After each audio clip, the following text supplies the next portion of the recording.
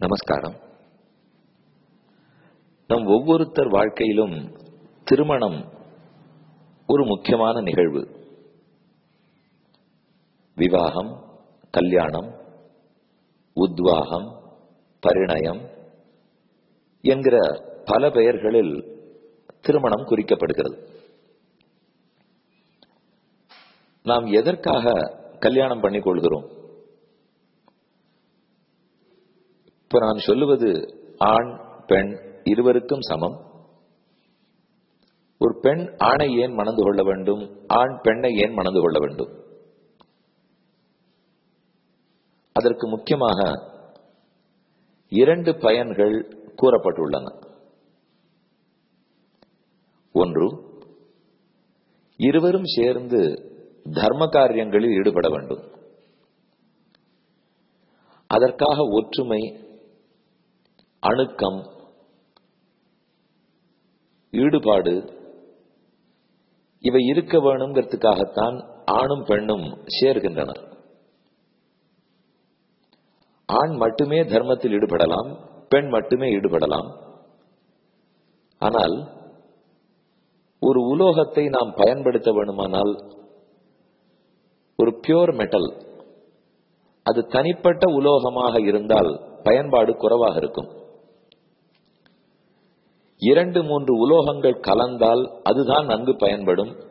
Alloy என்று சொல்றோம். தங்கமே கூட 24 கேரட்டாக இருக்கும்போது ஆபரணம் செய்ய முடியாது. அதில் செப்பு கலக்க வேண்டி உள்ளது. அதே போல பல உலோகங்களிலும் தனி உலோகமாக இருந்தால் பயன்படாது. உடைந்து போகலாம், நீத்து போகலாம். ஆனால் 2 உலோகம் சேர்ந்தால், 2 திரி புரியாக புரித்தால் விளக்கு நன்றாக எரியும். மற்றொன்று, எதிர்மறை துருவங்கள் ஒன்னுக்கொன்னு ஈர்க்கும் என்று கேள்விப்படுகிறோம். ஒரு மேக்னெட்டே எடுத்துக்கொண்டால் அது எதிர்மறையாக இருந்தால் தான் ஈர்க்கும். நார்த் போல் சவுத் போல் இருக்கிறதுன்னு சொல்றோம். அப்படின்னு அது கெட்டியாக பிடித்துக் கொள்ளும், நன்கு உபயோகப்படும். அது போலத்தான் ஆண் பெண் இருவரும் சேரும் போது, அப்ப அந்த தம்பதிகள் அந்த இருவருமாக சேர்ந்து ஈடுபாட்டோட தர்ம காரியத்தில் செய்ய முடியும். இது முக்கியமான பயன்.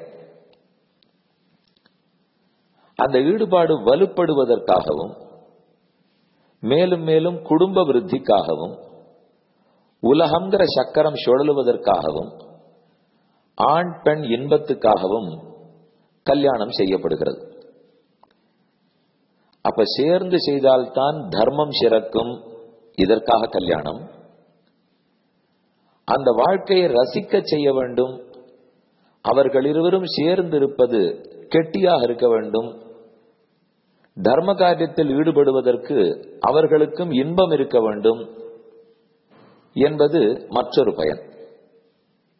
அது உடல் ரீதியான ஈடுபாடு, சுகங்கள், குழந்தைகளை பெறுதல், இது அத்தனையும் அந்த பகுதி 2ஆம் பகுதியில் சாரும். இந்த 2 பகுதியில் கண்டிப்பா தர்ம பகுதி முக்கியம். தர்ம காரியங்கள் நன்னா நடக்கணுங்கிற ஈடுபாட்டுக்காகத்தான் கல்யாணம். அந்த ஈடுபாடு குறையாமல் இருக்க லௌகிக இன்பம் கிடைப்பதற்காகத்தான் மற்ற சுகங்கள். அதற்காகத்தான் குழந்தைகளையும் பெறுகிறோம் என்றுதான் பெரியோர்கள் கூறுகின்றனர்.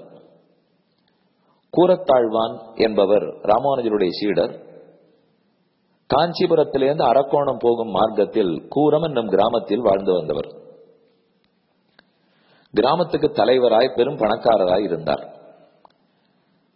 ஒரு நாள் அவர் நகர சோதனத்துக்காக போன போது ஒரு குடும்பத்தில் ஒரு பெண்ணை வைத்துக் கொண்டு அழுது கொண்டிருந்தனர். அந்த பெண்ணுக்கு மணமாகவில்லை. அவர்கள் அழுது கொண்டிருந்ததற்கு காரணம், பெண்ணுடைய ஜாதகத்தில் ஏதோ கோளாறு இருந்தது. அந்த ஜாதகத்தின்படி அவளுக்கு கல்யாணம் நடந்தால் கணவனுக்கு ஆபத்து. கல்யாணம் பண்ணாமல் கன்னியா பெண்ணை வைத்திருந்தால் பெற்றோர்களுக்கு பாபம். அதனால் என்ன செய்வது, அனைவரும் தற்கொலை செய்து கொள்ளலாமா என்று அவர்கள் பேசி வந்தனர். இதை கூறத்தாழ்வான் கேட்டார். மறுநாள் தன் மாளிகைக்கு அழைத்தார். வந்தவர்களிடத்தில் காரணம் தெரிந்து கொண்டு நானே இந்த பெண்ணை கல்யாணம் பண்ணிக் கொள்ளுகிறேன்னு சொன்னார். அவர்கள் மறுத்தனர். போன்ற நல்லவர்கள் எல்லாம் என் பெண்ணை கல்யாணம் பண்ணிக்கொண்டு இறந்து போகலாமா, அனுமதிக்க மாட்டோம் என்று கூறினர். அப்போது கூறத்தாழ்வான் சொன்னார், எனக்கு ஒன்றும் ஆகாது, 100 ஆண்டுகள் இருப்பேன். ஏனெனில் ஒரு பெண்ணை கல்யாணம் பண்ணிக் கொள்வது 2 பயன்களுக்காக, ஒன்று தர்ம காரியத்துக்காக, மற்றொன்று சுகத்துக்காக, குழந்தைகளை பெறுவதற்காக, வாழ்க்கை நடத்துவதற்காக.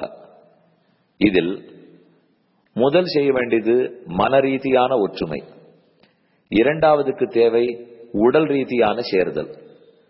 நான் இந்த பெண்ணோடு உடல் ரீதியாக சேரப்போவதில்லை, மன ரீதியாகத்தான் வாழப்போகிறேன். எப்ப தர்ம காரியத்துக்காக வாழுகிறேனோ அப்ப அது உயிருக்கு ஒரு ஆபத்தும் வராது என்பது அவர் கூறினார். கல்யாணமும் நடந்தது.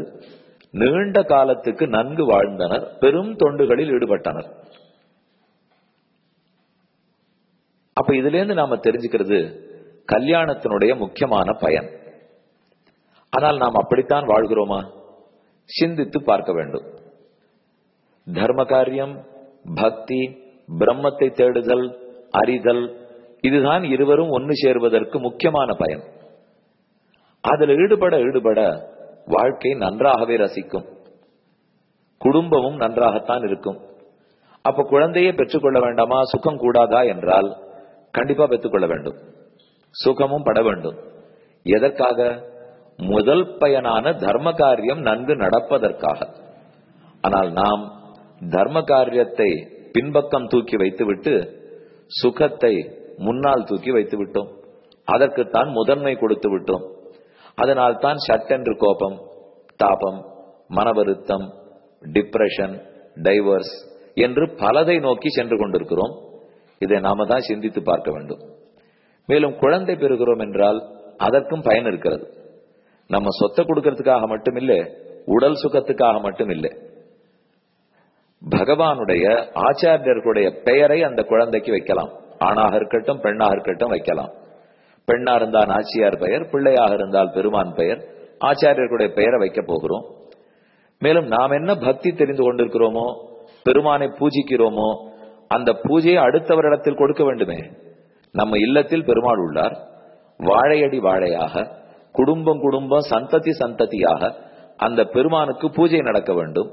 ஏன் ஒருத்தர் வீட்டிலே 100 வருஷம் 150 வருஷத்துக்கு கூட ஒரே விக்கிரகம் மூர்த்தி இருக்கலாமே? அப்படின்னா எவ்வளவு பழமை! பல கோயில்கள் 30 ஆண்டுகளுக்கு முன்னே கட்டப்பட்டன. ஆனா பல வீடுகளில் 100 ஆண்டுகளாக பெருமாள் உள்ளார். அப்ப அதுவே ஒரு திவ்ய கஷேத்திரத்தை போல ஆகிவிடுமே.